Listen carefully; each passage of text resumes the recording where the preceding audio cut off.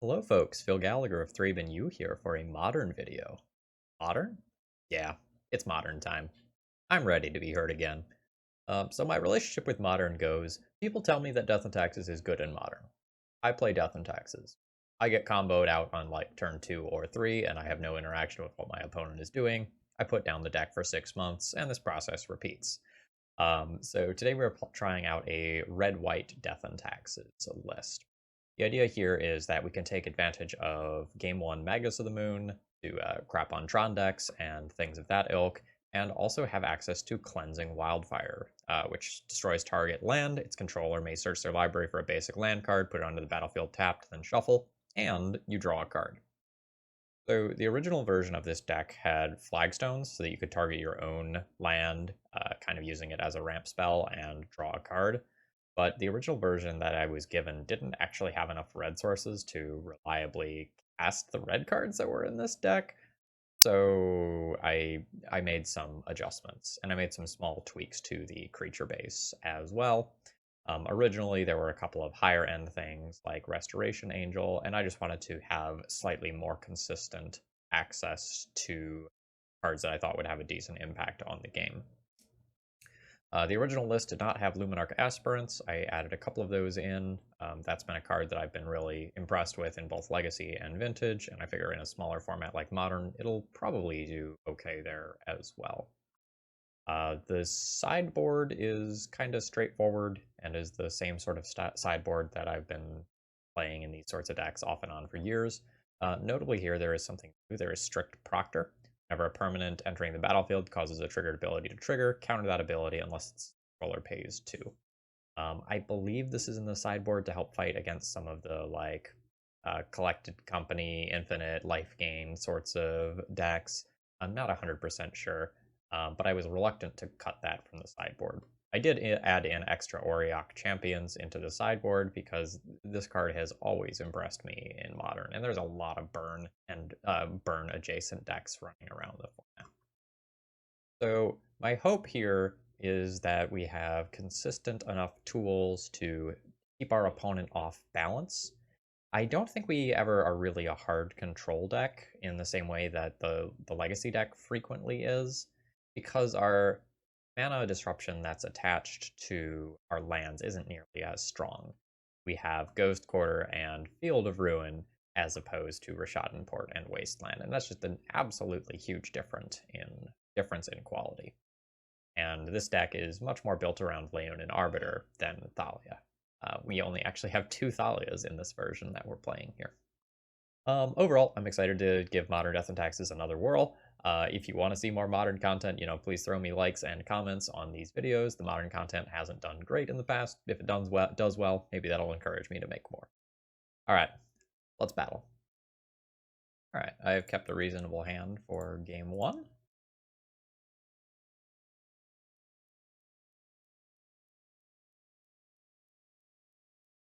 Get to execute a decent Death and Taxes plan here. Fortunately, we're not going to get to just surprise this land. I'm probably supposed to just hardcast the Leonin Arbiter here. I'm not nearly as good at just like knowing what my opponent's deck is based on 1 or 2 cards as I am in Legacy. So I don't look at this Polluted Delta and just like know with certainty what my opponent is playing.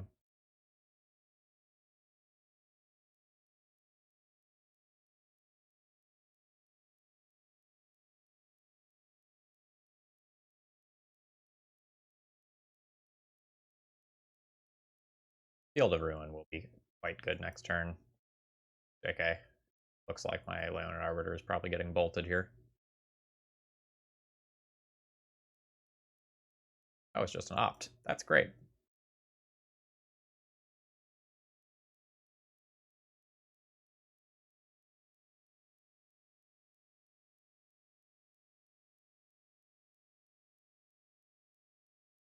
All right. Modern decks, I don't think, tend to go past 3 colors, so I'm probably playing against some sort of Grixis control deck. Question mark, question mark, question mark.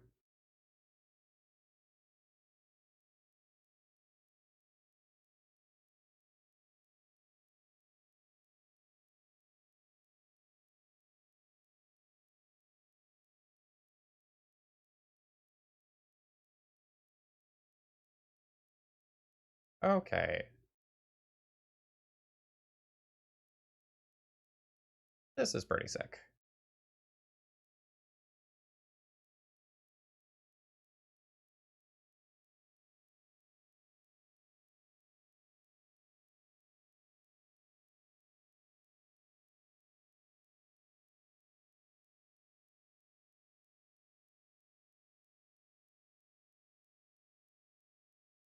Alright. So I'm going to activate Field of Ruin, targeting their steam vents. My opponent can pay 2 mana in order to ignore that effect. And then I can vial in Leonin Arbiter after they've already paid it. And now they can't search because of the second Leonin Arbiter, which is strong.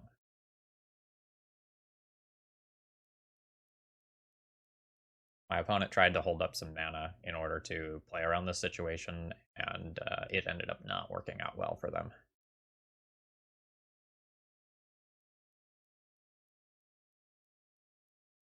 Yep, Thoughtseize is fine. I'll lose Flicker Wisp here. That's not that big a deal. What's my distribution on my curve look like? More 3s than 2s. Oh, wow, I lost the Path to Exile. Okay, maybe I'm playing against like a Death Shadow deck or something.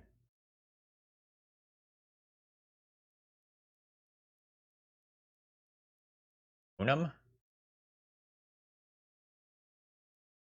I probably just Moon him here.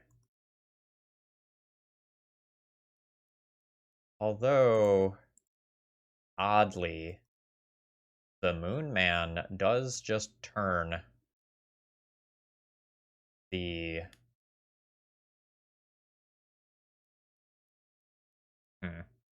would turn a fetch land into a functional land. So maybe I don't want to Moon. I think I just Flicker Wisp.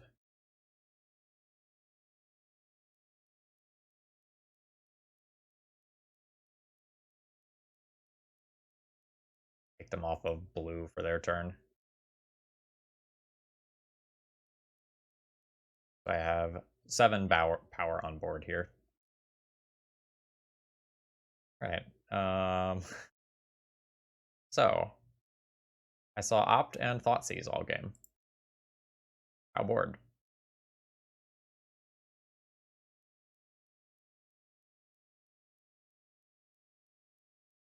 And this is where my ignorance is going to show through. I'm going to assume that boarding in 5-ish pro black creatures is probably okay. And just do that.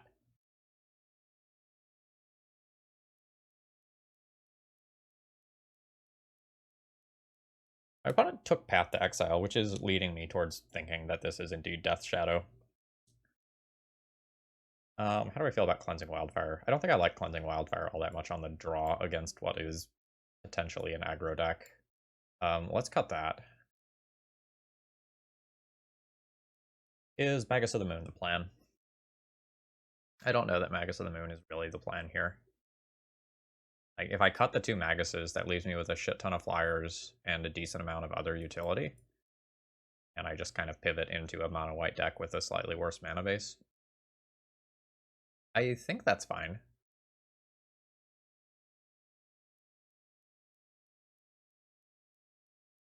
Like, we're not playing against like a Tron style big mana deck where like I really need to hit their mana hard and fast. This hand is average. It has a removal spell.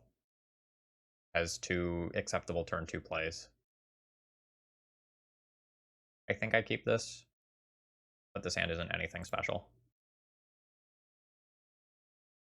I often feel like I don't know whether or not I should mulligan an acceptable hand in Modern or a hand that's better. Modern is surprisingly high velocity.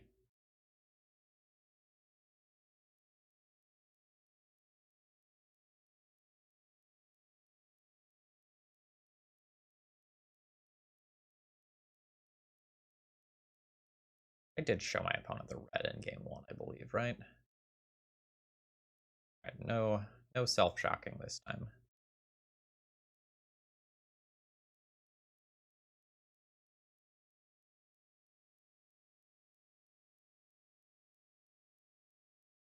Taxation? Probably taxation. The Arbiter is significantly less good on the draw. But the Arbiter will make my path to exile better next turn. Yeah, if I play Arbiter this turn, I can path to exile and Thalia or second Arbiter next turn. This is fine.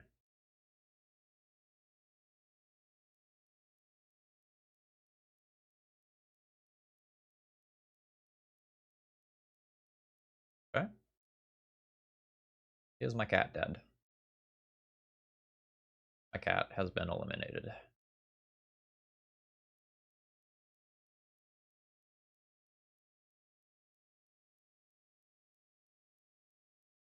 Oh, baby, I like that.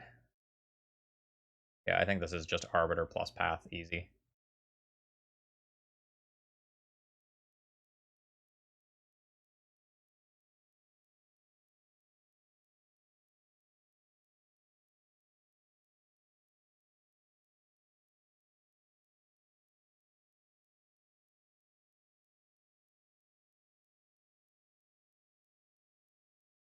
Now I've got a little bit better idea what's going on with my opponent.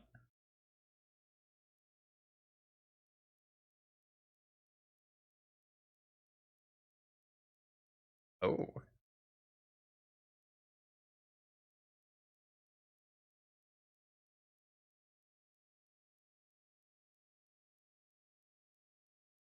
Yeah, as of right now, I feel like I've sideboarded okay.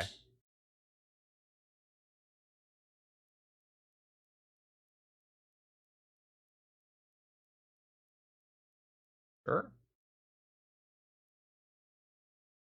Okay is not bad. My hand's pretty stable.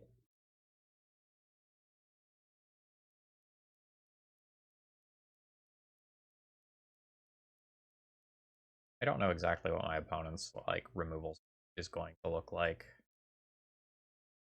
I also don't know what they'll take here. It's possible they take one of my 2-drops so that I can't rip a land and then double spell. Yeah, that doesn't surprise me. Monarch Aspirant is a pain in the ass.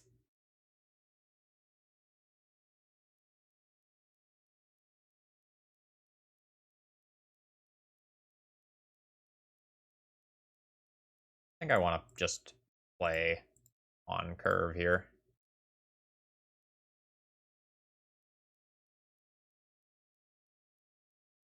Like, I just want to get these threats going in the air in case the ground gets stalled out to a bunch of tokens. I'm still going to try to live the dream of double spelling in one turn. I can start doing some really cute stuff with Charming Prince as well.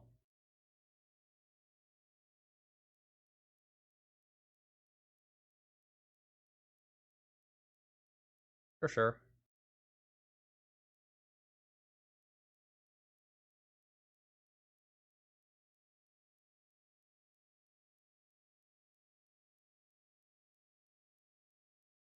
Giver plus Thalia is probably my best turn here.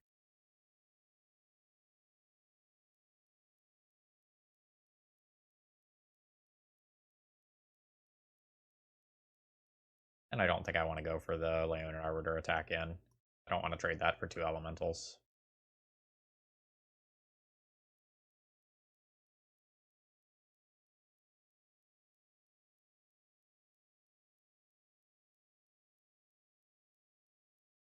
Now, Giver is very notably worse than Mother of Runes because Giver can't protect itself, so my opponent's removal spells can still find a real target.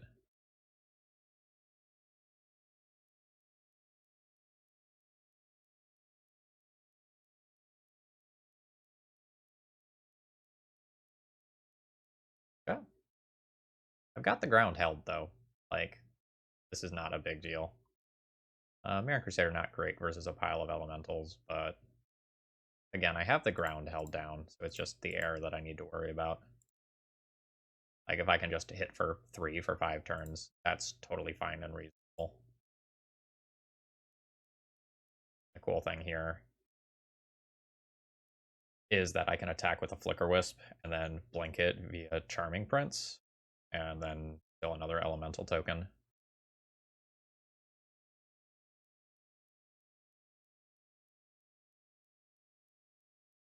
That was a cycling on Unearth. Has no targets.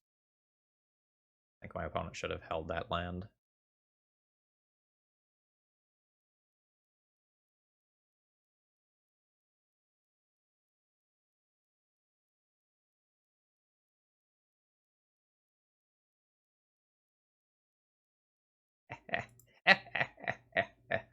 Fully.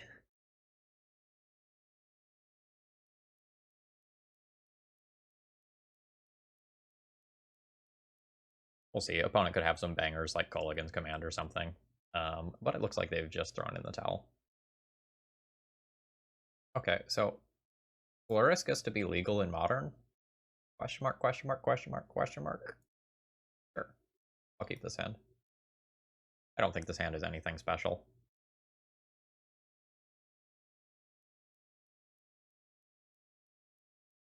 See.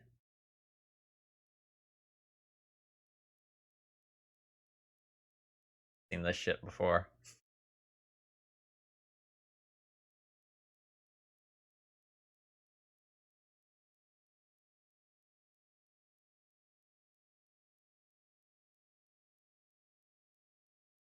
Am I supposed to path on turn 1? Doesn't feel like I'm supposed to path on turn 1. Maybe their turn 1 upkeep since Giver can't protect itself.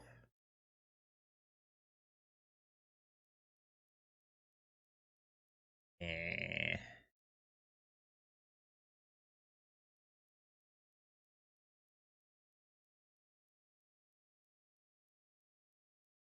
Alright. Maybe their draw step, actually, so I give them one more draw to draw that land.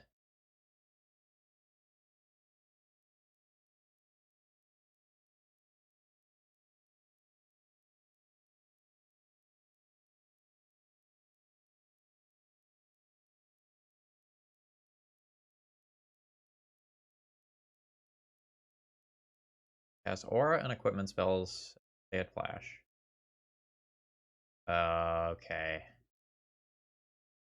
So I think there's some like Colossus Hammer card that has a stupid high equip cost but a low actual cost. Okay. I see what's going on. What I don't know is whether or not it's more important for me to play Arbiter to stop some sort of tutor for it, or whether I play Thalia. I think I play Theon and Arbiter because that also turns on my Cleansing Wildfires.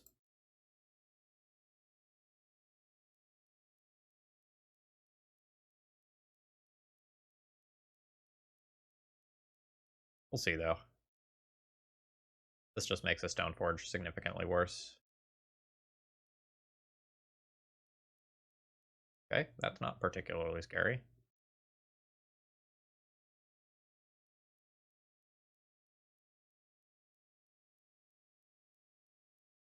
I think I just take that hit. Although trading with a Giver is definitely appealing. It just makes my Cleansing Wildfires worse. I think I'd play Thalia anyway, though, over Cleansing Wildfire right now. My opponent has 4 lands.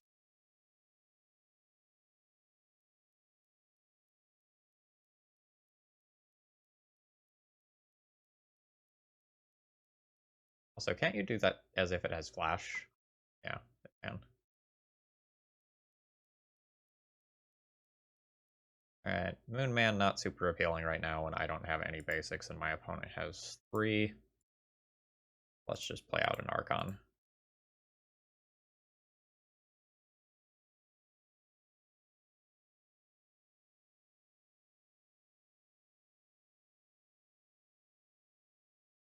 Does make my own double spelling worse, but I'm not super good at double spelling. Alright, Loris has gone to hand.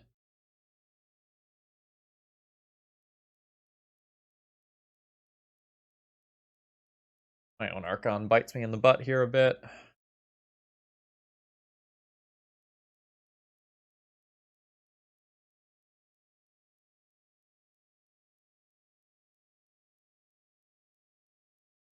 What is my role in this matchup? Probably defensive.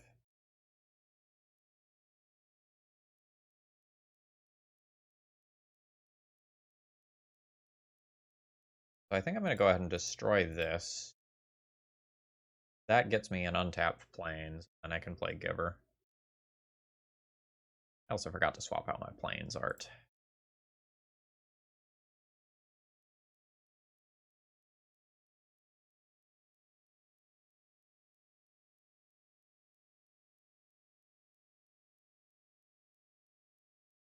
My whole Archon of Emeria thing also really helps shut down some of the power of Lurrus. My opponent doesn't get to play a Bobble this turn.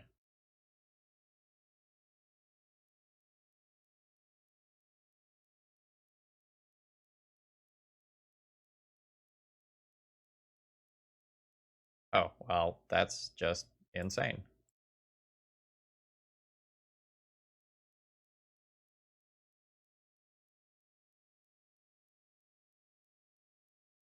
That's a very good one spell.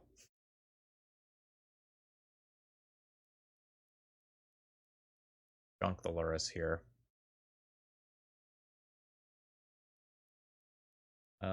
Is it fine for me to attack?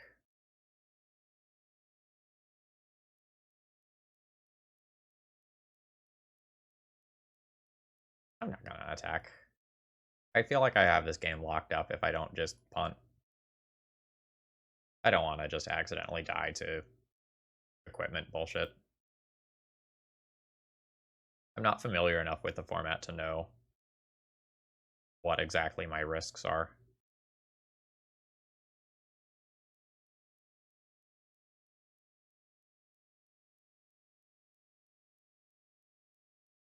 Trample and lifelink. Right.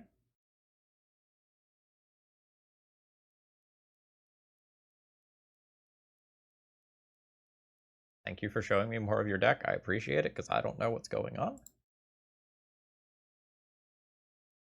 All right.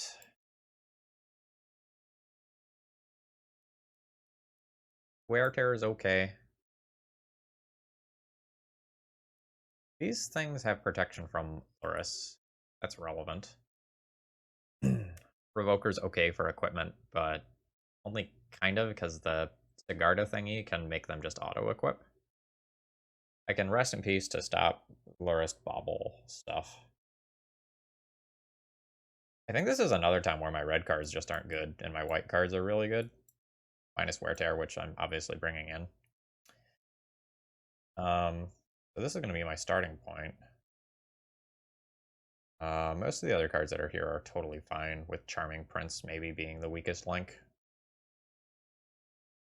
I will bring in at least 3 of these. I think I want the Crusaders.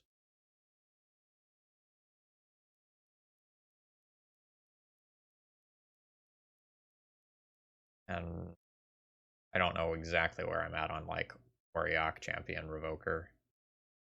For the Giver of Runes, specifically, I guess Revoker's good, although that is symmetrical.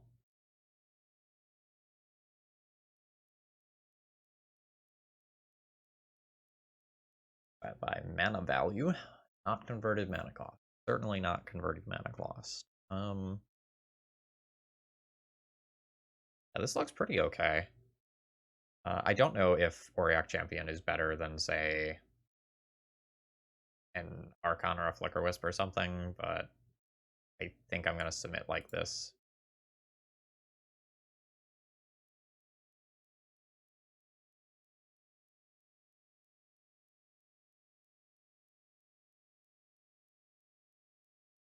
I think I want more than 1 land. I think I want more than 1 land.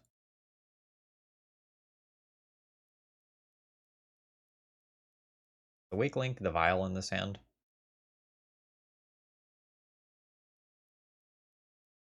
I'm going to toss back the Auriok Champion because I can't cast that without getting a second white.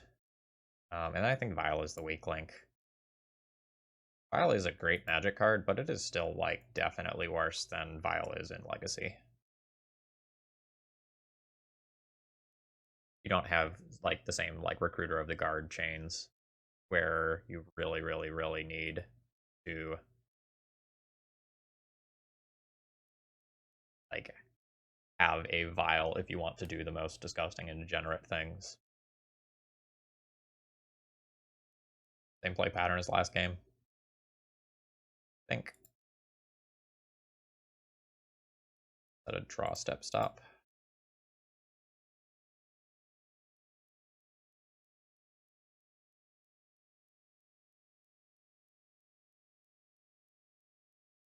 I don't think I want to try to wait and do this after Leon and Arbiter is in play. I think I just want to stay on curve.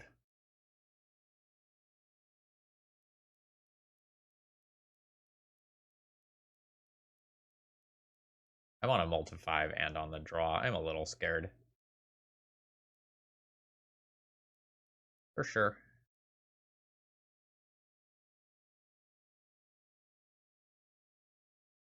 Steel Shaper's Gift and fetches versus every equipment. I think I tax the equipment here. Taxes equipment, it taxes baubles. It's a first striker that walls Pure Steel Paladin, at least for now. Opponent held onto the bauble there, potentially trying to work towards Metalcraft.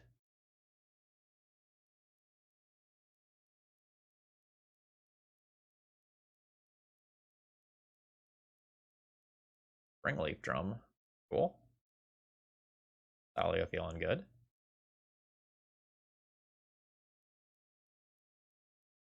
Sure.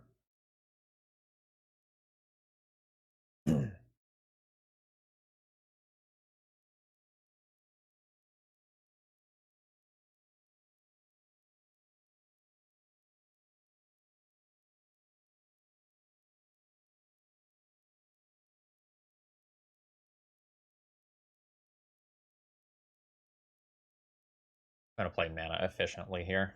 There's some world where like my Thalia gets Path to Exiled and then I can double spell next turn.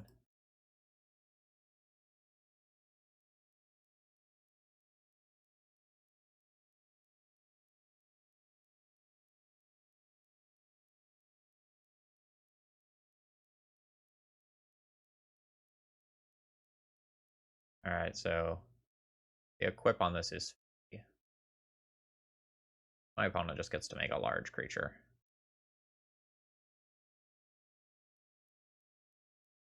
Makes it have trample and lifelink. Alright, not bad. I don't know if I'm going to come back from that hit.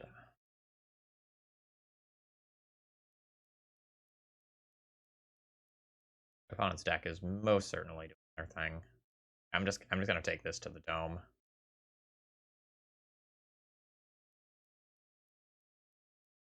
And hope to draw like a Wear Tear. That could give me a pretty savage blowout.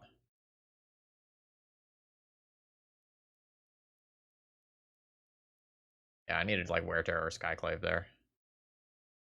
Alright, that's fine. Next game.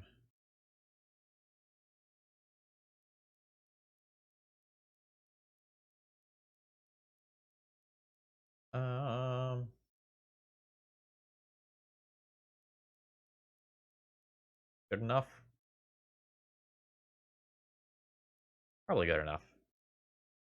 Let's just try not to get hammered this time.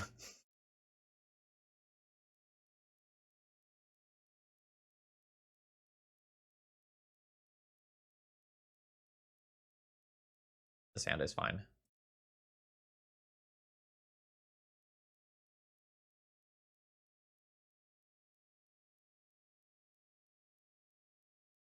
I don't think I'm going to try to save the life off this Sacred Foundry. I think I'm going to play this untapped at some point in the next few turns. I'm going to go ahead and just cash in that life now. There's some worlds where I draw a white land and I want to cast Auriok Champion next turn. And I lose that possibility if I try to save these 2 points of life.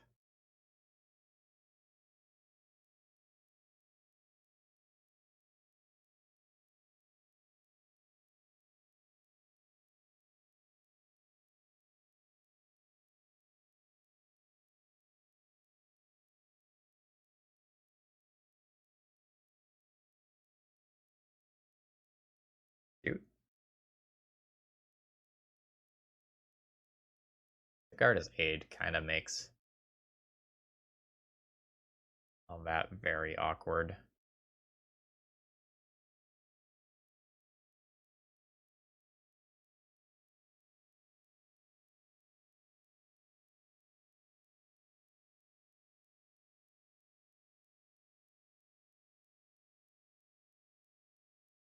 I think I'll just be holding up Tear this turn.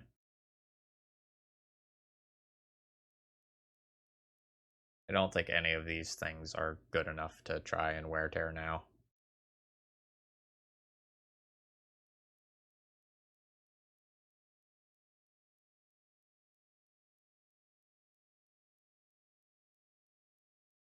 I do have a nice theoretical Vile Curve. Oh.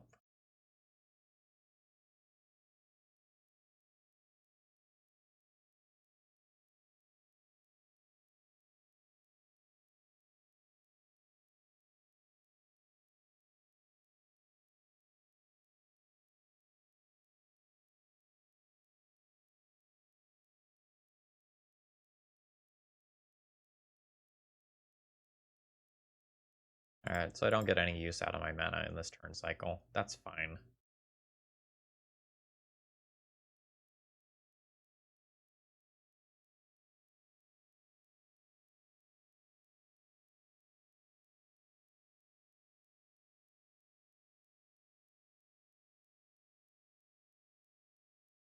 I don't need to show Ghost Quarter yet. I'm just going to play Inspiring Vantage while it still is untapped. And I'll call that a turn. I think I'll call that a turn. I don't need to, like, race to put this Mirran Crusader into play or anything.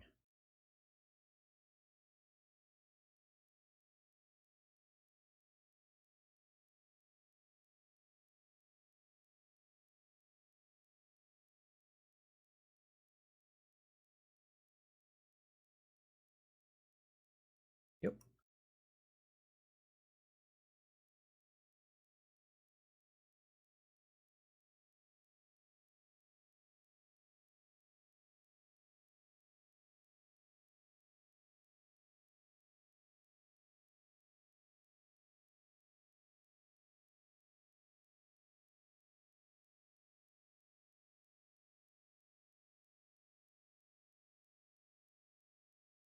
Here, try to ambush that. I'll give Pro Colorless so I don't trade.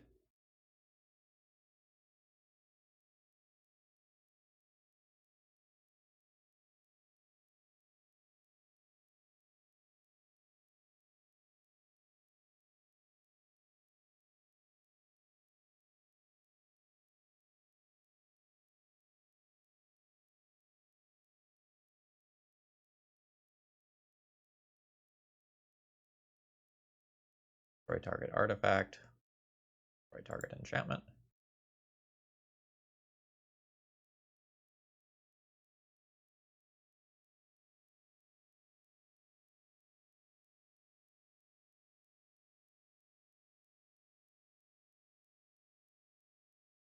This Pro Colorless while this stuff is still on the stack.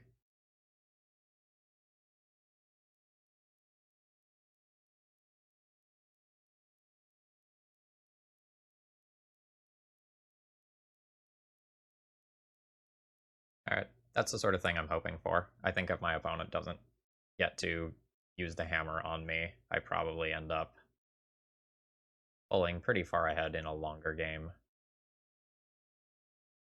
I just have better quality cards on average than you.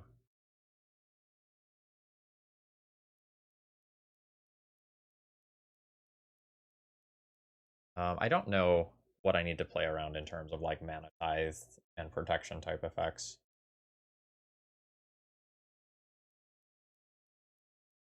While that's not costly here, it's a little annoying for me.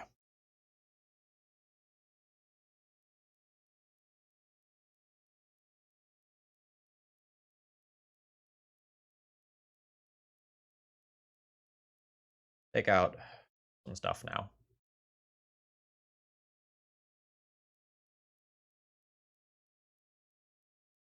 I think I also want to just Ghost Quarter this. Order of operations, attack first.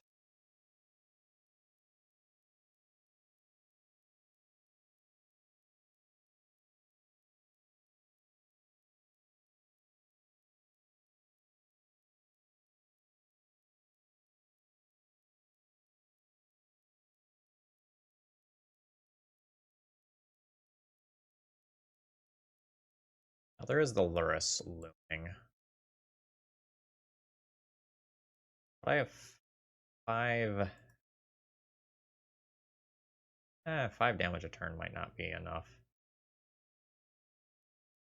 Other silent clearing. Now my opponent is just grabbing the Luris this turn.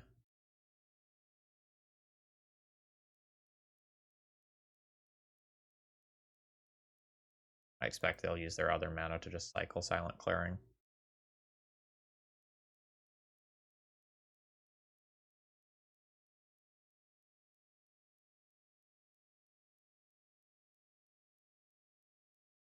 I always yes to the...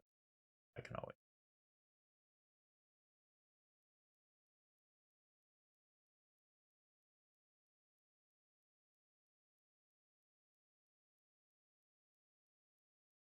And now we can always note.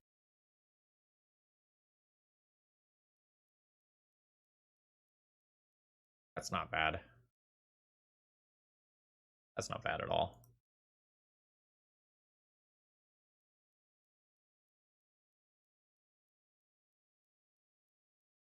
Am I supposed to protect here? To get 5 damage in. It opens up a at the exile type card. But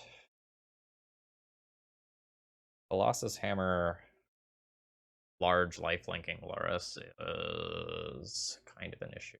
Wait, does this give trample? No, it doesn't give trample. Oh, right, my opponent had that spear before. In that case, maybe it's not as big of a problem as I think it is, as long as Giver is alive. Okay, yeah, let's just do this.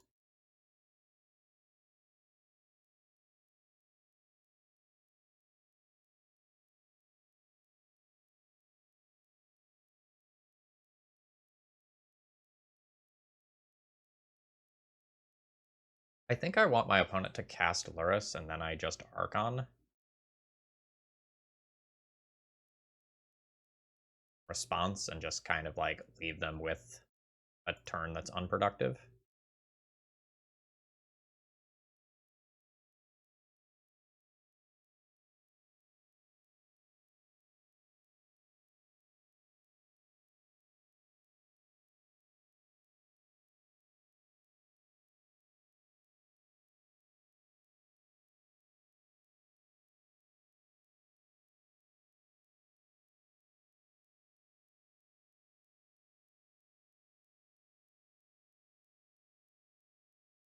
Each of your turns. That's very relevant because of the Sigarda's aid here. That's what I was just checking in case you were curious. That's insane. Very happy with that draw.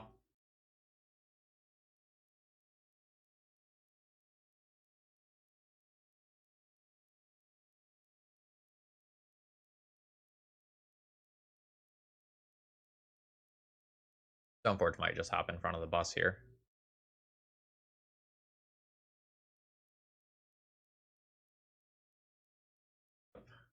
Fine.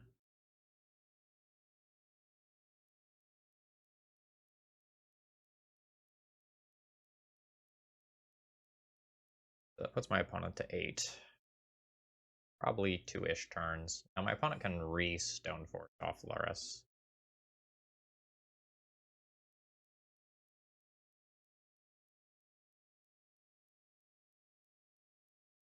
I'll hold this Ghost Quarter for as long as I can.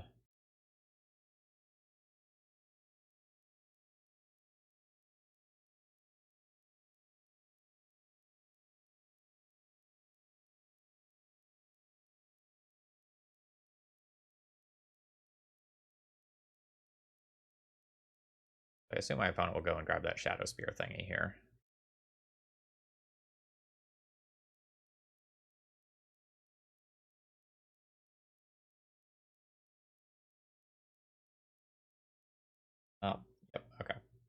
Or whether or not I want to throw white Mirror and Crusader and try to end everything in 2 turns. Crusader not getting in for damage is very relevant right now. But I also don't want Path to Exile to really result in me taking an unhealthy amount of damage.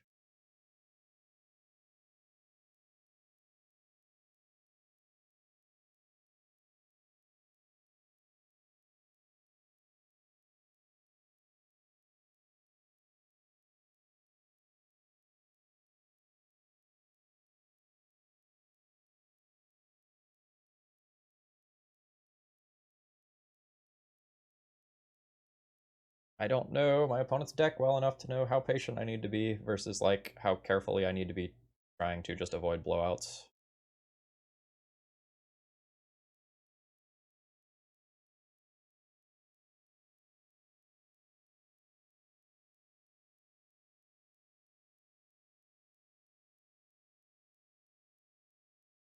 I suppose if my opponent had a single target removal spell, they already would have fired it off on Giver.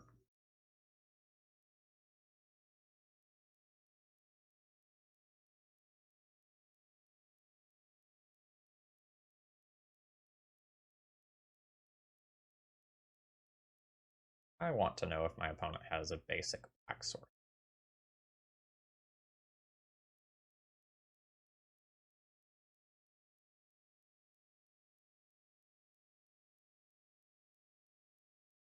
Like, no.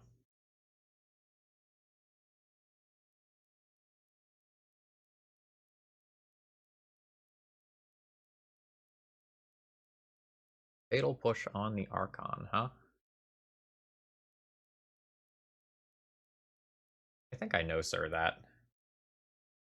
Means Mirror Crusader doesn't get damaged this turn. I think I know, sir, that.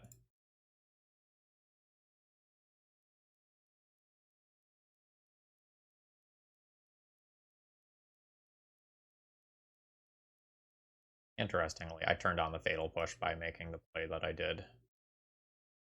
That wasn't a card that was on my mind.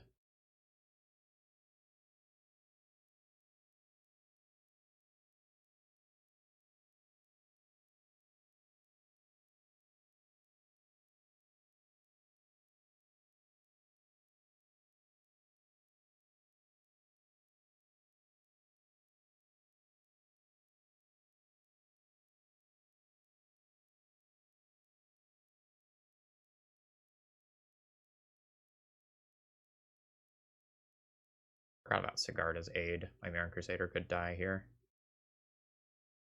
Yep.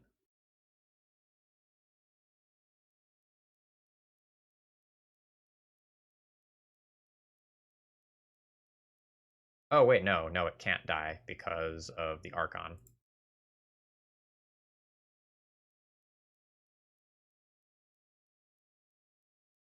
There's a lot of weird moving parts going on here.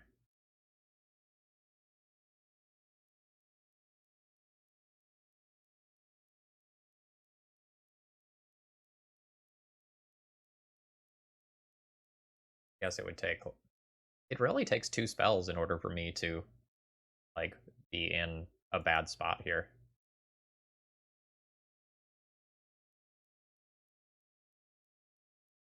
Yeah, you can attach that to that creature. That's fine. Have multiple different lethal bodies for my next turn cycle.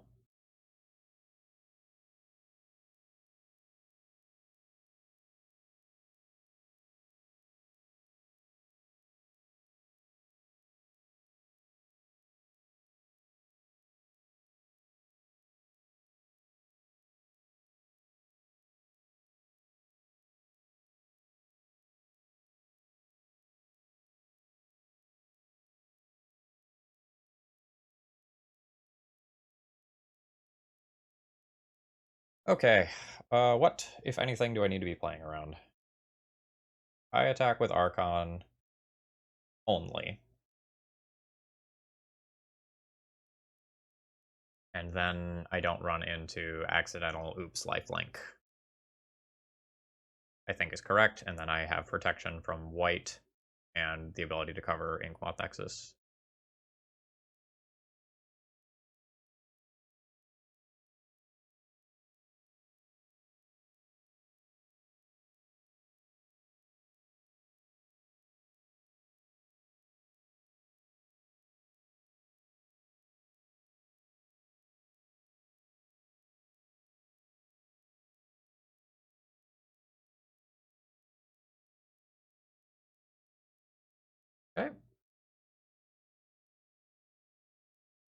think that should do it now, because anything else that beats me would require multiple spells.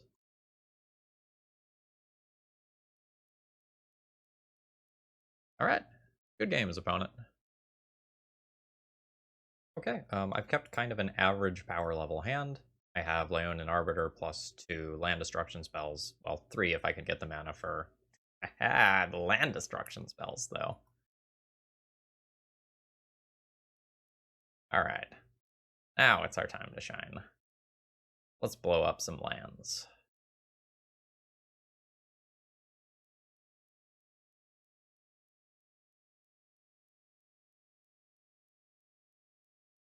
Archon of Emeria also can be pretty sick, just making all those lands enter tapped.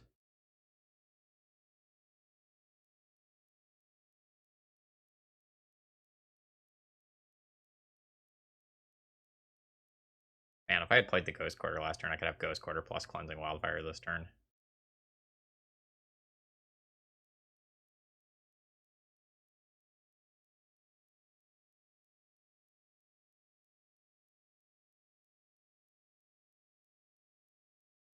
Everything in time.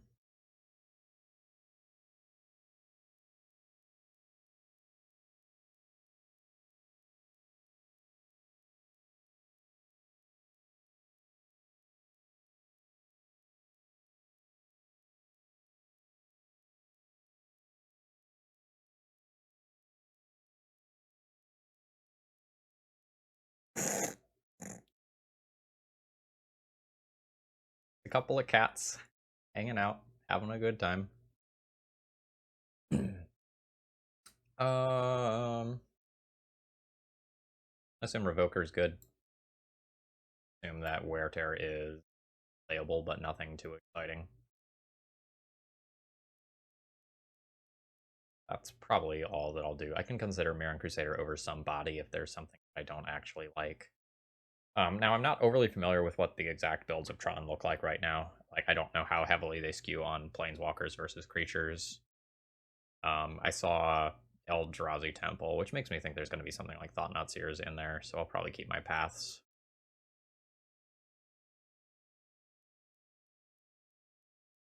My cards here are mostly just good. I'll sub Revokers for Charming Princes. And then Wear Tear just gets to like blow up some maps and Oblivion Stones and stuff that get played out, but that they can't activate. Current. Yeah, like every other card in my deck taxes, and this one doesn't. All that good. Now the game when I'm on the draw will be significantly harder. This hand good enough?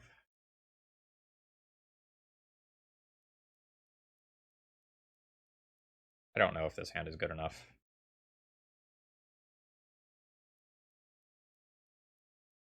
It might be. But if something happens to my vial, I'm kind of dead in the water. The Ghost Quarter without an Arbiter is eh. I have a lot of interaction if this game goes longer. I'm going to go ahead and keep this.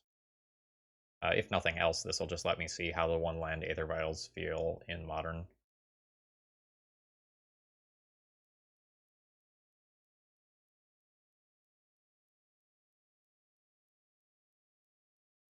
Last time I played the format, it was my impression that one land Aether Vial hands in Modern were pretty bad. Alright, but my opponent isn't just going to have 3 mana for an Eldrazi? Oh. Yeah, cool. That's fine. I'm not worried about that.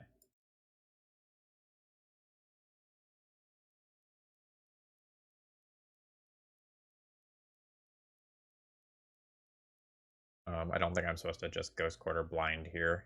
I don't know if my opponent has a basic. And if I draw a land, I have cards that I would like to play. This could be the difference between a Thought-Knot Seer and not a Thought-Knot Seer, though.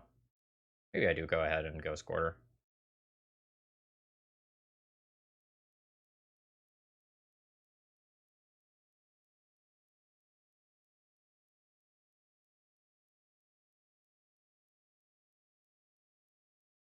there is a basic wastes in the deck. Good to know.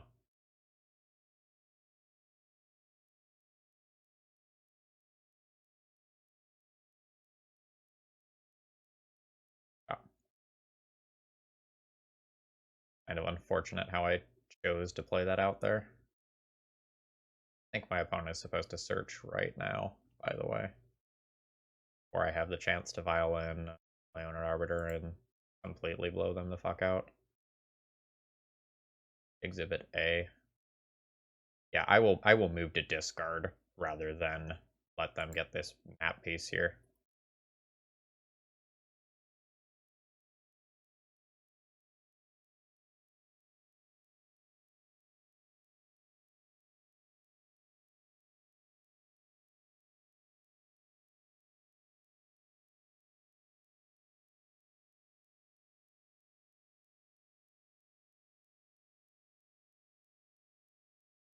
I'll just take 3 here.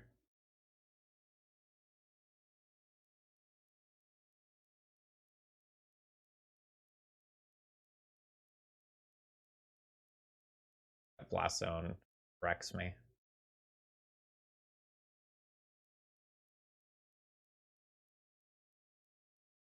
don't think I'm coming back this game.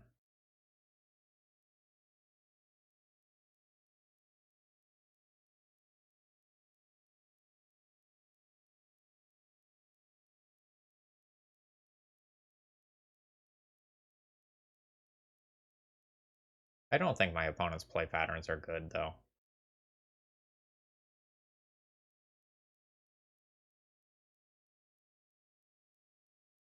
I'm not claiming I'm playing flawlessly here, because like I obviously don't know what I'm doing. But my opponent missed an opportunity to fetch with Expedition Map, and then blew up their own Expedition Map.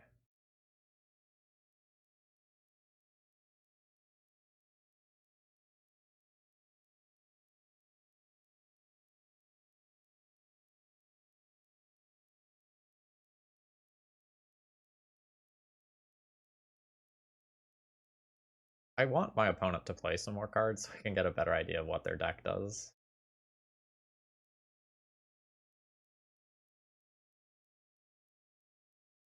I just don't know right now. ThrabenU in here. Oh, just a walking ballista. I mean, that's pretty great.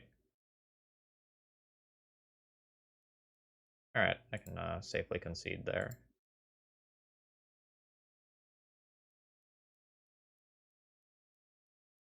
Well, against the sort of stuff that I was seeing here, Aspirant is pretty good. But again, I feel like everything that I'm looking at here is just like grade A cards for the matchup.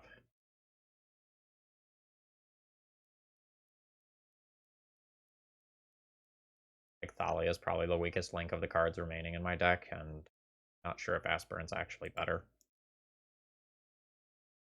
I think I like Thalia more on the play.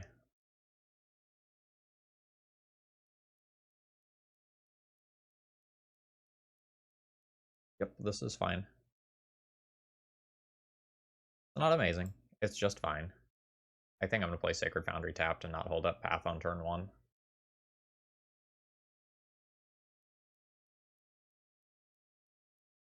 I have a decent number of land destruction spells to draw, which is why I think I can just keep this one. Like, I have Cleansing Wildfire, Ghost Quarters, effectively Thalia, effectively more Arbiters, what is it, Field of Ruins as well. Opponent has also gone to 5 cards. Yeah,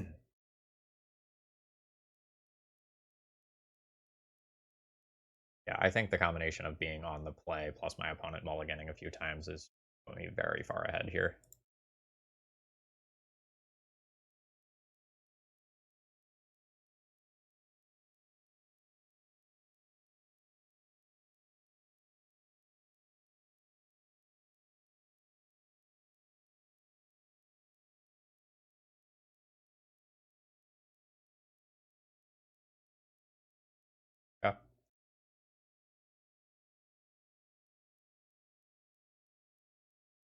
Yeah. Ooh, a dismember. Sure.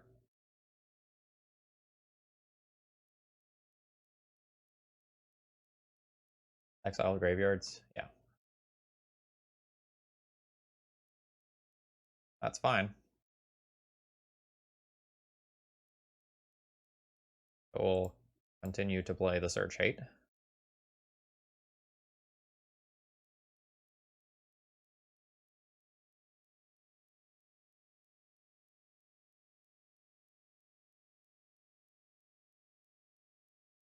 Yeah, that's fine.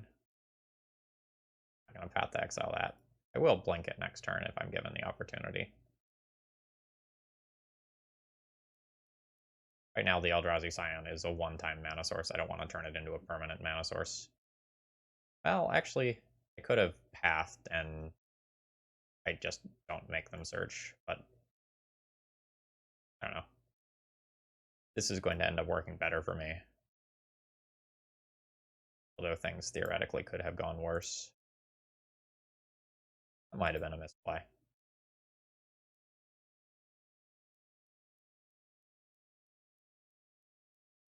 Oh, my opponent is just done with me. That's fair. Alright, red cards. Time to prove yourself. I think I'm going to lead on Mountain to look like Burn. My opponent's also mulligan to 5, so they might do something unfair. And if I just die on turn 1 somehow, I'd rather them think that I'm on Burn than on taxes. It would be a goddamn shame. It would be a goddamn shame if someone stopped you from searching, wouldn't it? Yep. Real shame.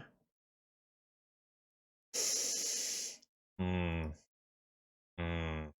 Delicious.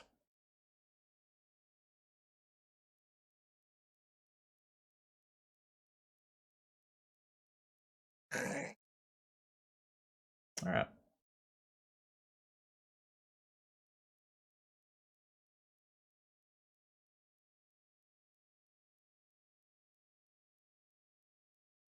I think I'm supposed to just blow up the power plant over the wastes here, but they're specifically colorless producing cards that I want to think about later if I just Magus of the Moon soon.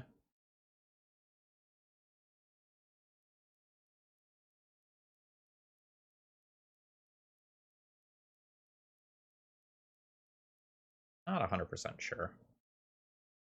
I think I'm going to blow up the wastes since I just have Moon Man here.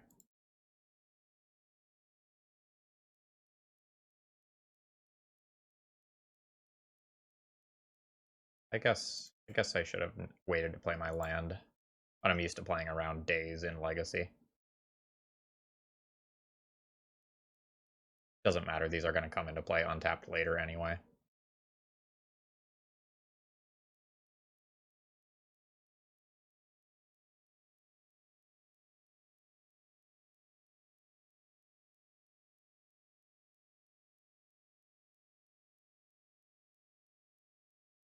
Moon Man. Untapped Sacred Foundry to flex, of course.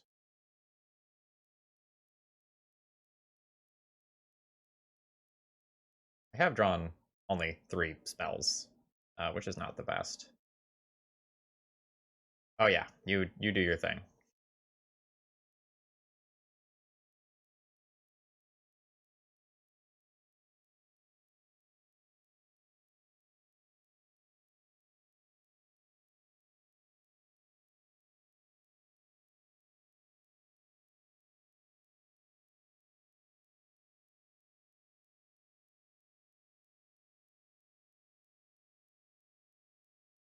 Well, good thing we won the game very early here with the cards we played out, because we're not getting any help from the things that I have now.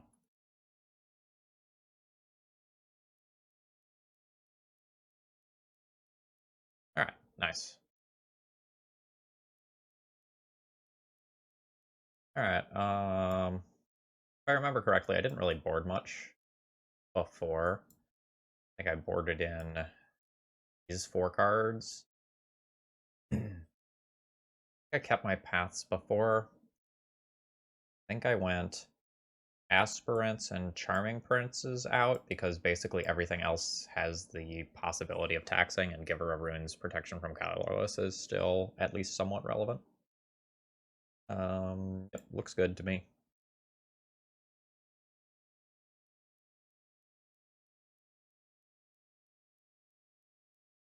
I don't know if this hand is good enough. This hand is fine, but I really want Search Hate or land destruction of some kind. Field of Ruin is okay. It's a little slow. One of my issues is that Expedition Map comes down on 1, and even Arbiter coming down on turn 2 is eh. This hand is kind of like 6 mana sources. I'm just going to pitch this one. It is much better.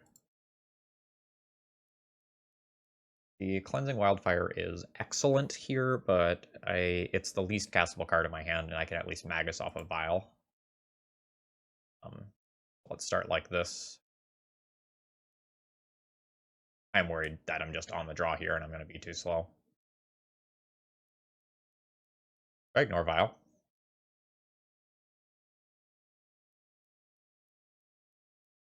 Might be correct to ignore Vial. So I can have Protected Arbiter on turn 2, and then things like Spatial Contortion don't kill my Search Hate and my Magus later. But it makes it harder to get the Magus into play.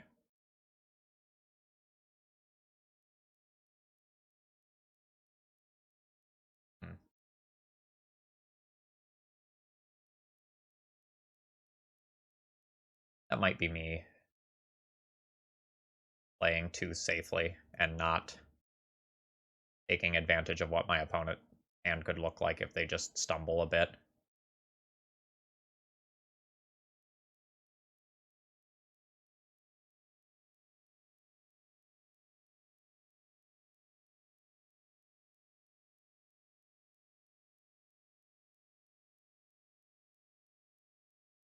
Yeah, so I'm not in the worst case scenario of they just have turn 3 natural Tron.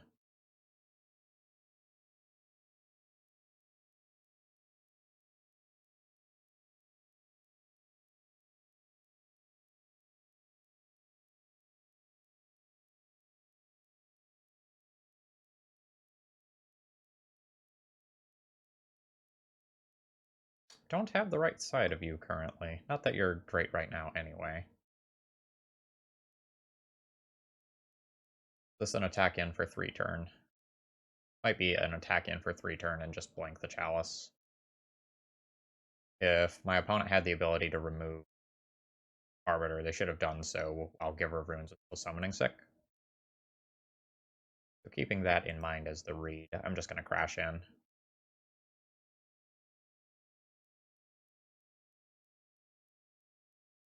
I am an aggro deck currently that is just trying to get damage in before something like an Ugin comes down and just completely wrecks me.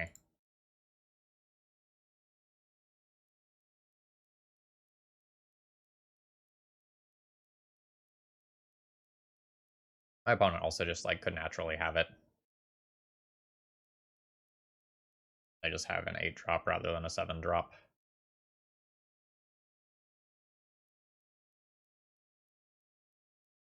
Nope. A little annoying. It takes my best card here. Presumably. I don't think Wear Tear is very threatening right now, personally.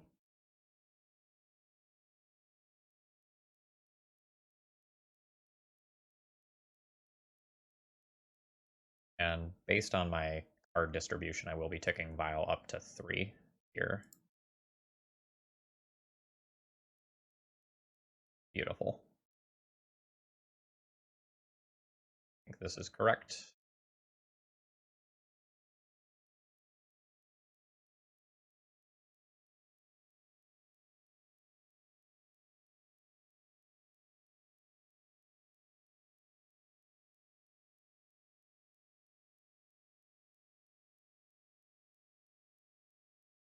My opponent knows about this Wear Tear, so I don't need to bluff anything here.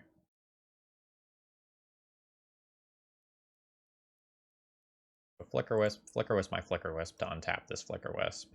Moved my end step. Flicker Wisp comes back. Flicker Wisp trigger. We'll just go ahead and blink out one of their turn. And then I have my opponent on a 2-turn clock after that.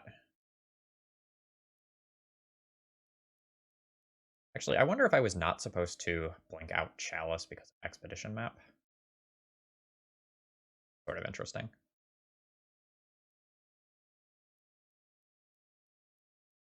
I kind of have Expedition Map covered in that it's very hard for them to just do everything in one. But, you know, things to be thinking about for future games.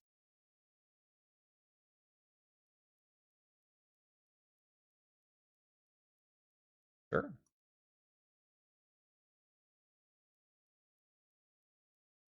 Don't know what the wish boards look like here.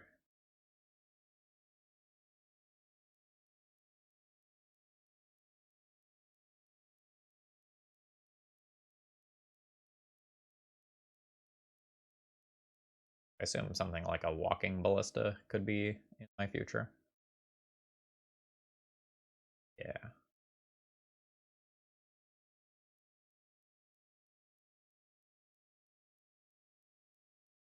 Always no to that.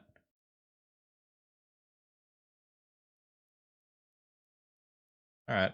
Am I killing Karn?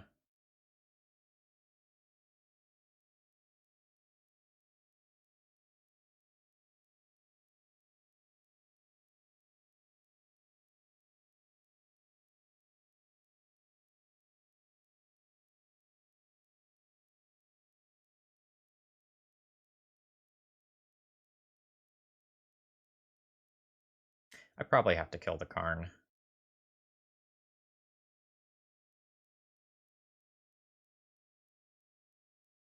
If I attack for 5 this turn, it puts my opponent to 7.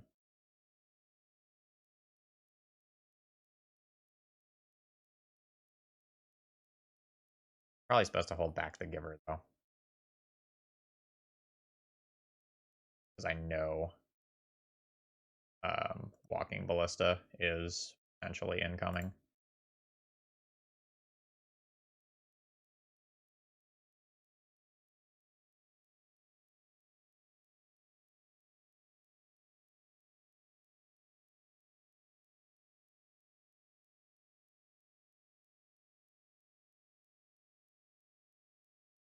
Now it's really kind of a big deal whether or not my opponent just like hits Tron this turn.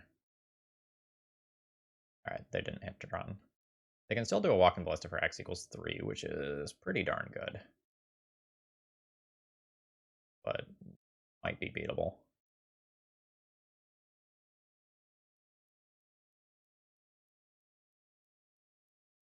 You do the thing, and I'll try to protect. You'll do the thing, and you'll do the thing.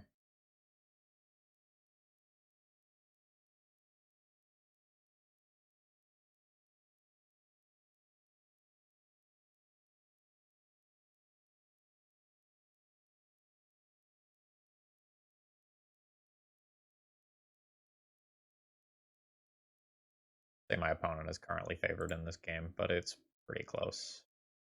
Oh, well. Less close. Still close, but less close.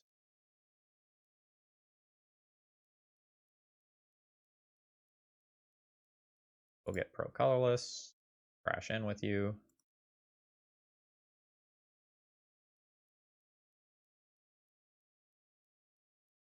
But now I don't have to worry about like a top deck Tron land into the most disgusting things. I only have to worry about regular levels of disgusting. My opponent still does have a wastes. Sure.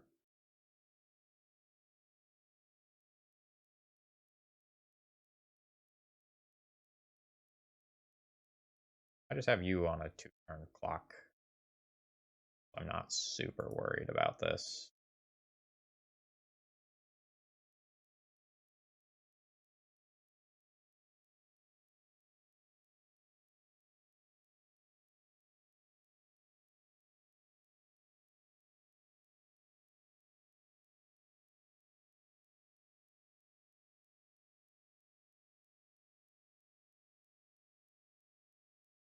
Attack.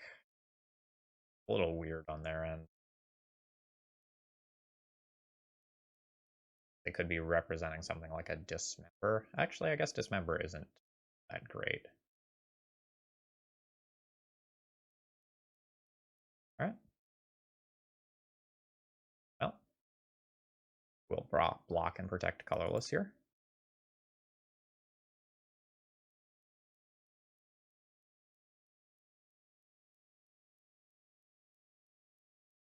So this actually potentially means that they just take more damage this turn.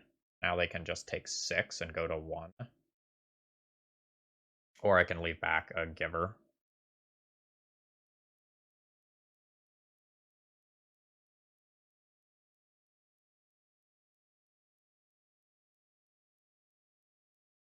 I think I like putting them to 1 and then holding a Skyclave. But it's possible putting them to just unnecessary. I don't die to a Thought-Knot Seer.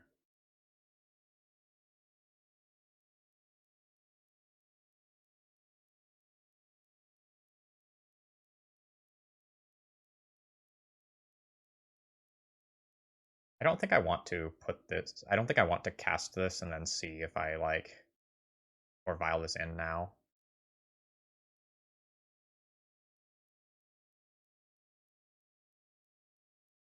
5 damage enough? 5 damage is probably enough this turn, because then, like, this can be lethal even after a board wipe.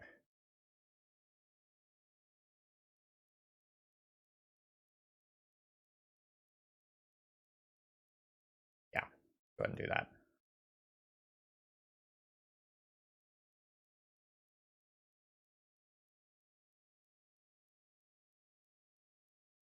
If my opponent attacks in with both, I think I'd take 9. They can Ballista for 3, which puts me to 12.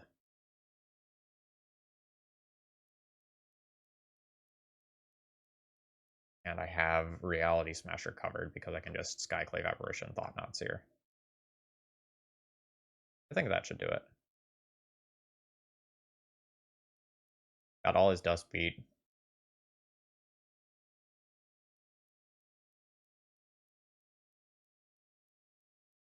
Take a combination of multiple cards to beat me.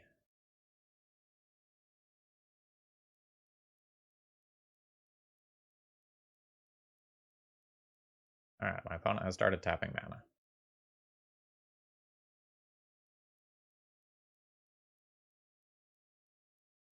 Sure.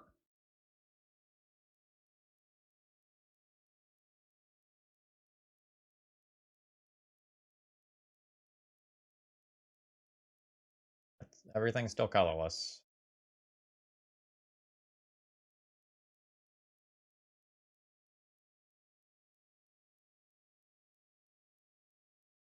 I think this is the point where I've just won.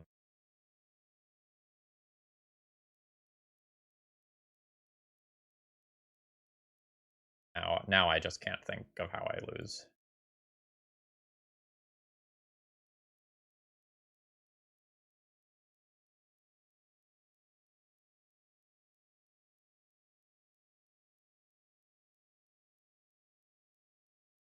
Yep. Alright. Good stuff. Up to 4-0. Alright. I have kept a pile of hate here. I am going to lead on the mountain, make my opponent think I'm burned for a turn, and then throw Cat at them. Maybe a Thalia. We'll see. No, Cat.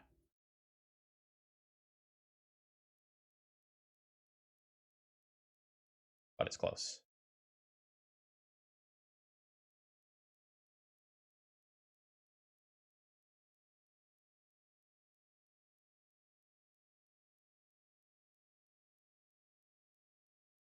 I don't know what kind of deck I am playing against yet. Like, there are Storm decks in this color combination, there are Control decks in this color combination. Even Delvery things, I'm sure. So I can double down on one effect, or I can just get the Thalia into play too. I think, since I don't know what I'm playing against for sure, I'm going to opt for variety here.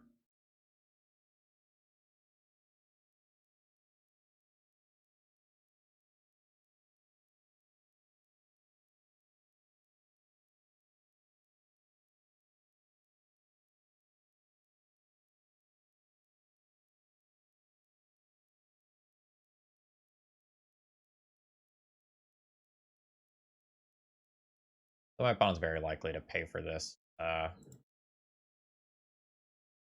we're not going to go for a Cleansing Wildfire this turn.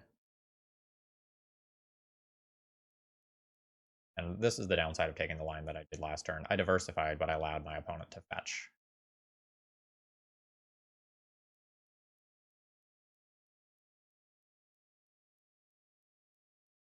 A thing in the ice. Unsure if that's okay currently. I don't have white, which is a little annoying.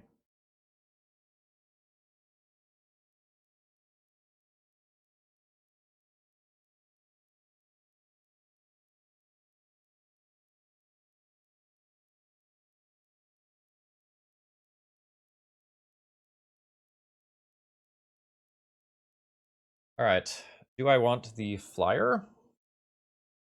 Or do I want to blow up a land?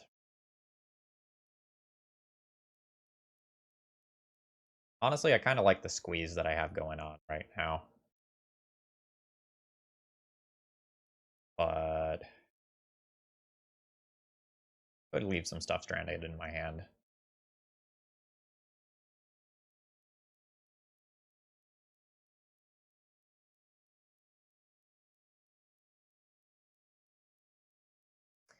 Alright, my opponent is done with me. Alright, blue-red thing in the ice. Question mark on exact details. Assuming that my opponent has red removal, I'll probably bring this in, and I don't really know if I need to bring in anything else. Maybe assume a no. Go down on Charming Prince. Well, maybe I don't want the red cards against the blue-red deck. Maybe I don't want Cleansing Wildfire on the draw.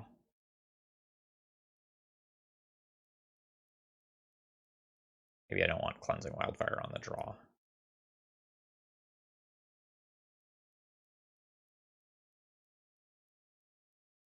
Alright, what do I think of Magus of the Moon? Again, it's a two-color deck here. I don't know if I'm supposed to do that. Let's just... Like, I know Mirran Crusader isn't historically great versus the Lightning Bolt decks, but just playing stuff that kills my opponent might be totally reasonable here. I'm not confident enough about opponent's deck composition to know for sure whether that's correct.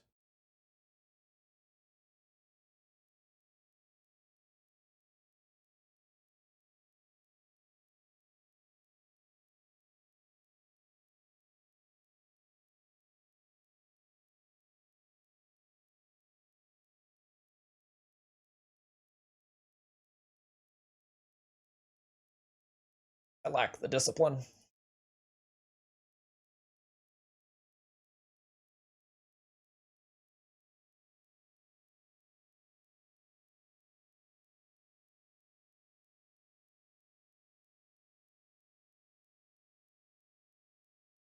Please don't like abrade me or whatever. Yeah, that's fine.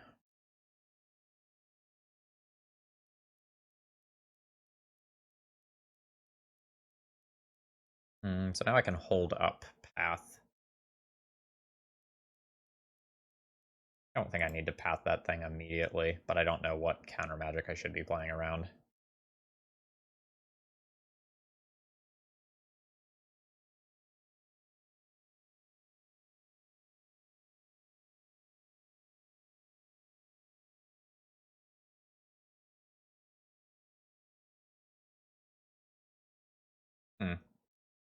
Yeah, that's not great for me. For the sake of curve, I probably now path to exile.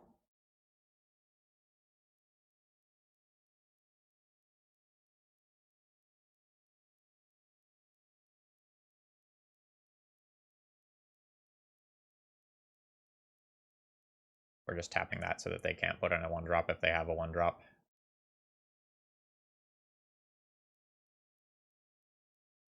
I'm now less likely to play a 1 file and next game. Because of this exact situation. I don't know how many Archmage's Charm my opponent is playing. My guess is it's just like 1 or 2, but I don't know the format well enough to know that.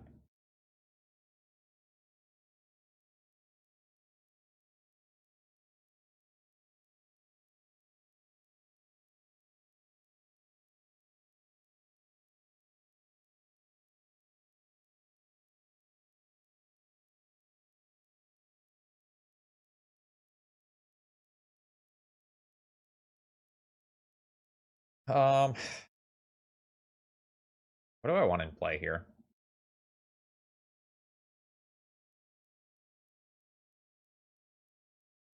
Like, I can just Field of Ruin this land, but this gets replaced by a mountain, so I don't know that that's good.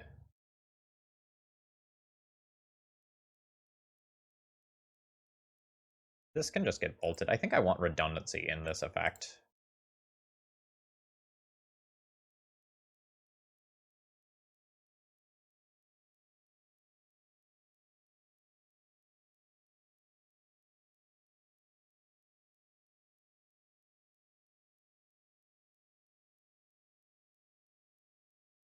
Hmm. Never seen this card before. I'm happy I went for the redundancy then.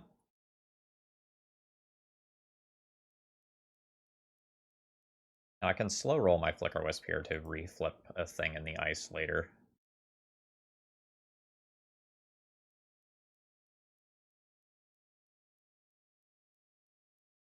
Neat. Haven't seen this card before either.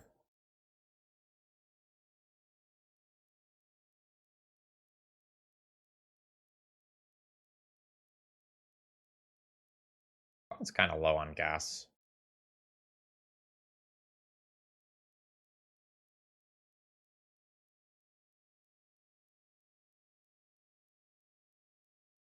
Sure. Like, my opponent very well could rip a cantrip of some kind this turn, hit me for 7, and then I'll just, like, flip their thing in the ice back, and it'll be whatever. I could even consider just flipping it right now.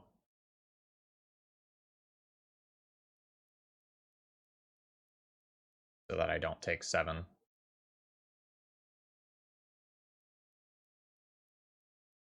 They probably have a land or a counterspell. I can't play around Mana Leak here.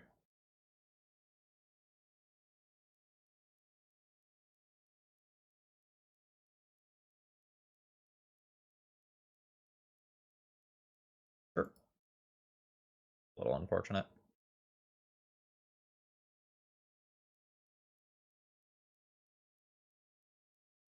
On a 3-turn clock. Ah, so we're doing that in this format too. That explains why they can play so many bad 1-for-1s.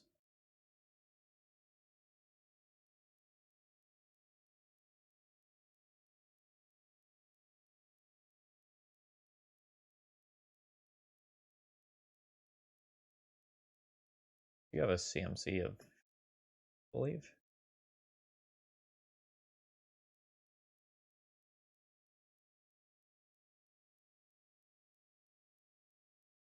Yep. I mean, I don't have the land to play around that. Yeah, I think we were just a little too slow on the draw here.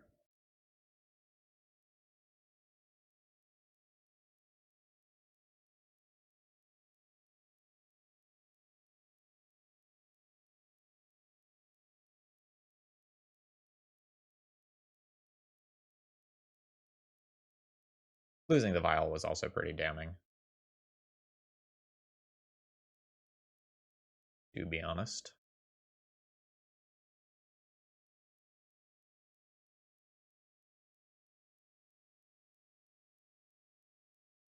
Sure.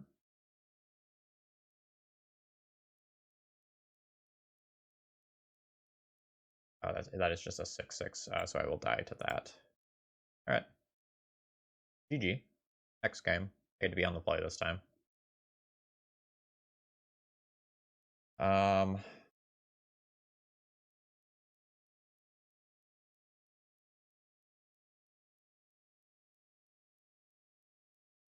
Gideon is not crazy here.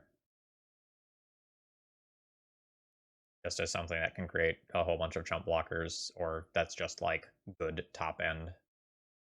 Something Wildfire, also not crazy. My opponent is kind of a control deck.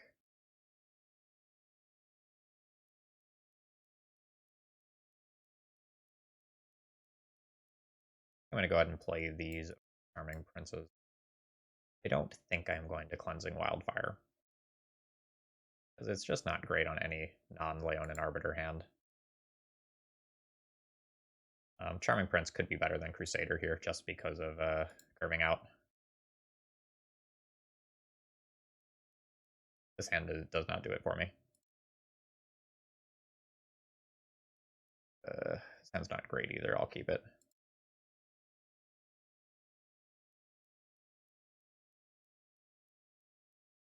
Giver very notably worse than Mother of Runes here.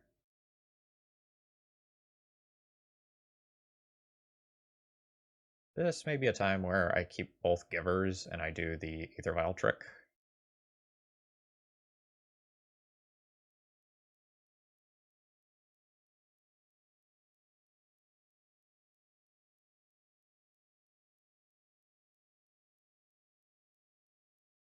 This is not a great hand, though. I don't have a good 2-drop. Like, I really want some impactful 2-drop to really just make the most of my mana distribution over the course of a game.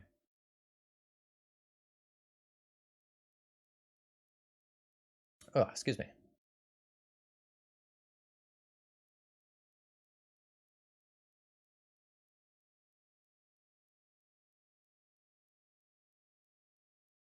I think I'm just going to pass the turn here.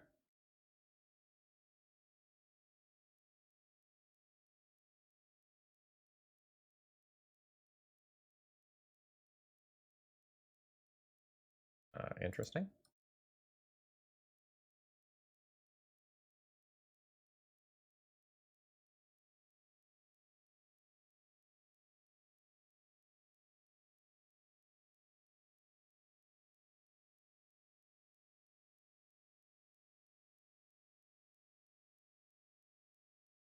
Now with that on the stack, we'll go ahead and put in a new one.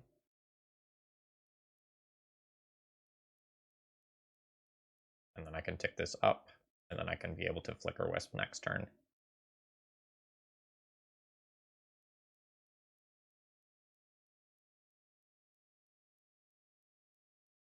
Yep, that's fine.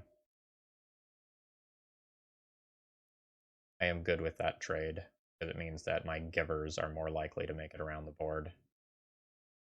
I think this attack is free, because if my opponent targets this Giver, I can't protect it anyway. Giver is not Mom.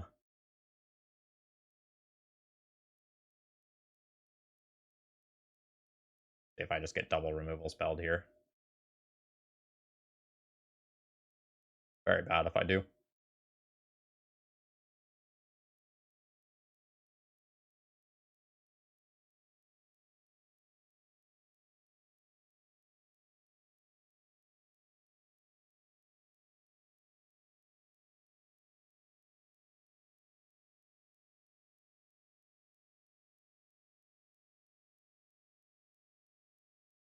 I don't know if I'm supposed to Flicker Wisp here. I'm going to. But I already kind of feel like I've probably lost this game. If I'm being honest. I'm out of gas. I didn't disrupt early and hard, and my first wave of stuff was answered.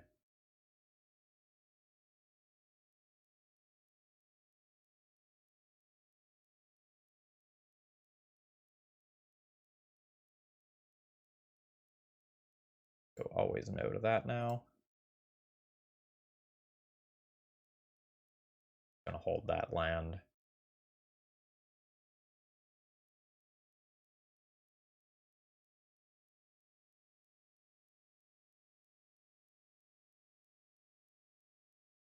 Actually, that's not true.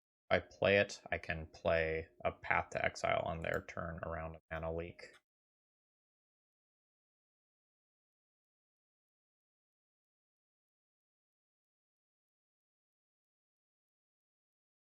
Sure.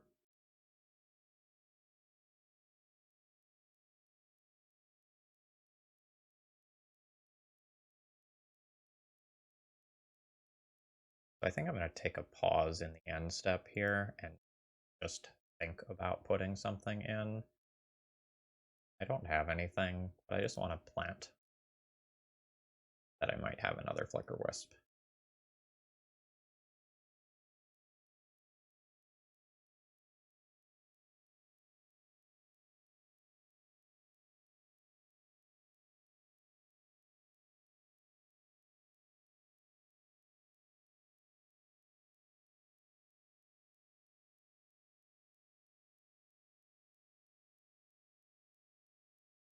Sure.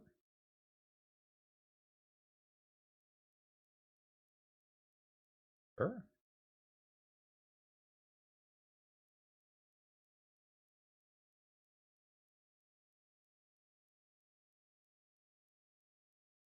All right.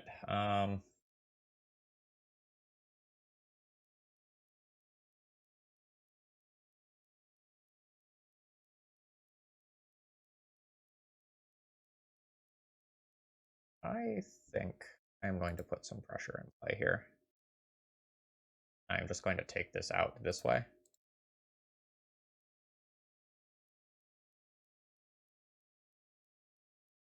Lets my opponent plan a little bit better, but it gives me some flexibility later on.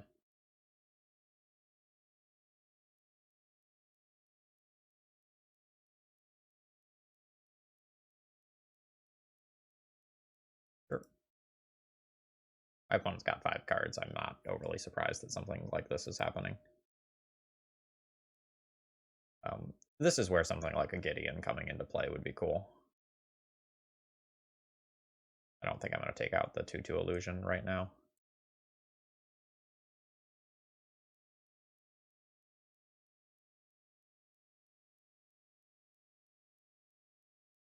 And again, because of the absence of soft counters, I'm going to go ahead and play out these.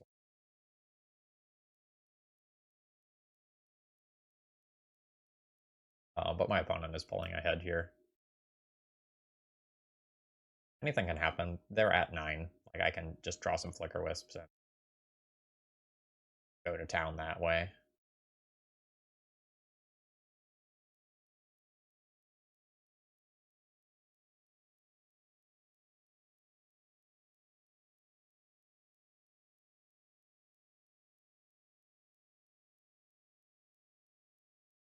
They might be taking my Vial now.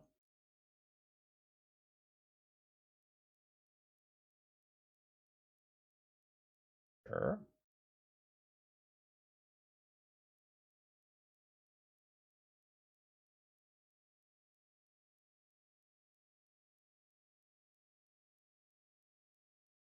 I don't know how much sense it makes to do it with that timing, but okay.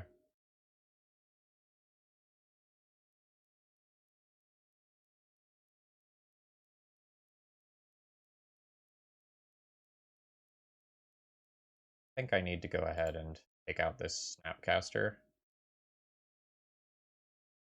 I think I'll still take the hits from the illusion, but I don't want to run into, like, counter a spell, cryptic command, bounce the Snapcaster sorts of things later.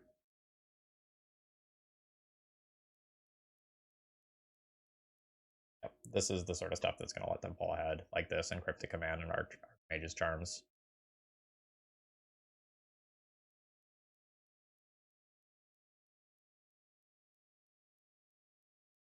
Yeah.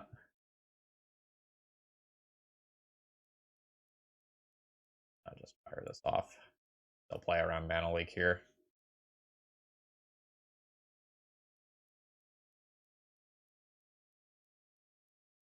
My opponent has 5 cards to my 0.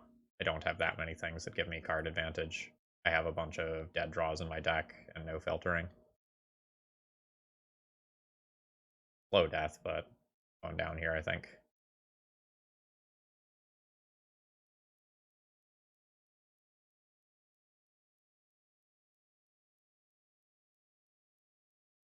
But again, opponent's at 8. I can't concede this one.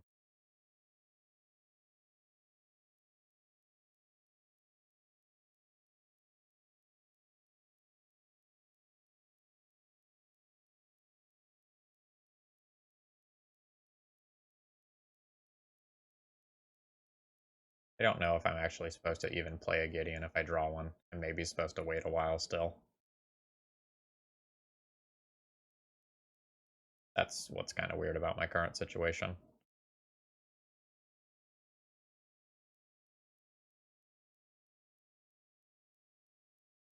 Like, now if I draw a Gideon, I can play Gideon around a Mana Leak. My opponent has looked at so many cards. Like, surely they've got a hard counter.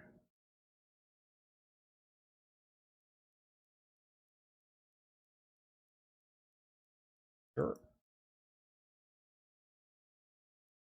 not sure. Ghost Quarter also may be strip mine at some point.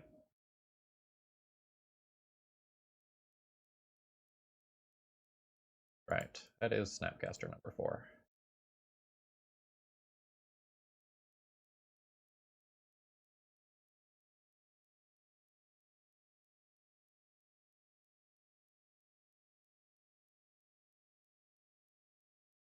Opponent has officially hit, like, I will start to burn you out stages, which is probably the point where things are bad.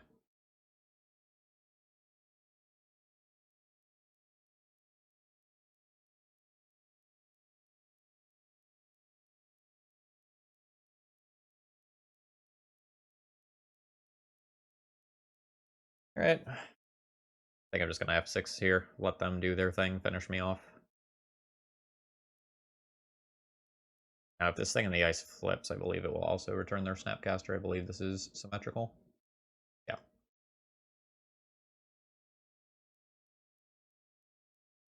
Yeah, so that bounces Snapcaster, then Snapcaster can bolt me one more time. A little rough.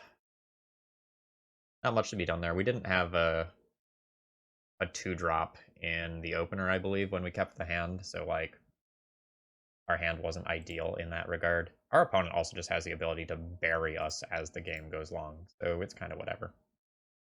Overall thoughts on the deck list. This deck was good. I do think the red cards are the worst cards in the deck, though, if I'm being honest. Like, we got paired against Tron a couple of times, and the red cards were just damningly good, just devastatingly good there. But more generally, I do think these were the weakest cards in the deck. I don't know exactly what the card pool is off the top of my head for what my other options are. But if I was going to play again, I would look to stabilizing my mana base a little bit more, removing these 5 cards for other bits of interaction. You can go a little bit bigger with Restoration Angels. You can add more aggression via Dark Aspirant. You can add, 2 more Thalias if you'd like. There's other options here. I felt like the sideboard things that I had access to were pretty good, although there's probably room for improvement here. Anyway, I hope you enjoyed. If you did, please consider hitting the like button. If you're new here, please consider subscribing. I'm pumping out Magic content 5 days a week. All right, enjoy the rest of your day. See ya.